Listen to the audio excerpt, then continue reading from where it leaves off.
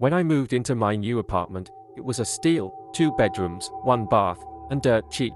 The only catch was I had to share it with a guy named Alex. He seemed normal enough, kept to himself, and worked late shifts at some job he never talked much about. I didn't mind, it was perfect for my introverted nature. The first night, everything was fine.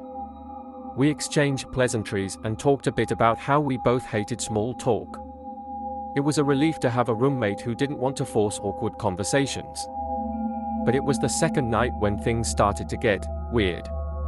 I woke up at around 3 a.m. to a strange sound, like soft humming. At first, I thought it was just some ambient noise from the street below, but it seemed to be coming from inside the apartment.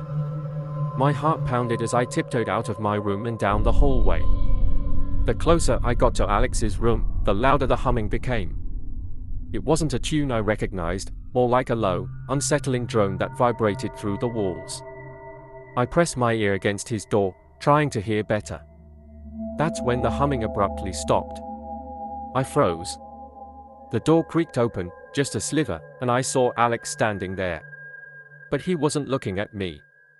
His eyes were glazed over, staring at something I couldn't see. He had a smile on his face, and in his hand, he held a small, ornate box. "Is everything okay?" I managed to stammer. Alex's head slowly turned toward me, the smile fading from his lips. "Go back to bed," he said, his voice cold, mechanical. "You shouldn't be out here." I didn't need to be told twice. I backed away and went straight to my room, locking the door behind me. Sleep didn't come easily that night.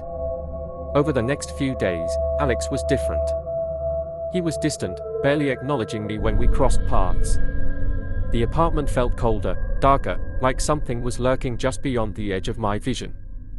I started to dread the nights, knowing that the humming would return, louder each time, accompanied by strange whispers that I couldn't quite make out.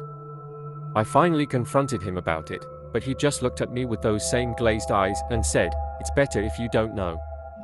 One night, I couldn't take it anymore. I decided to peek inside his room while he was out. His door wasn't locked, and as I pushed it open, I was hit with the smell of something foul, like rotting meat. The walls were covered in strange symbols, drawn in what looked like dried blood. And there, in the middle of the room, was that ornate box. Curiosity got the better of me. I reached out and opened it. Inside, there was nothing but darkness, an abyss that seemed to pull me in. I felt cold hands gripping my soul, whispering secrets I wasn't meant to hear. I don't remember much after that. Just flashes of screams, shadows crawling up the walls, and Alex standing over me, that horrible smile stretching his face. When I woke up, I was alone in the apartment. Alex was gone, and so was the box. But the symbols remained, etched into the walls, seething with a dark energy. I moved out the next day, but I haven't been able to escape the feeling that something followed me.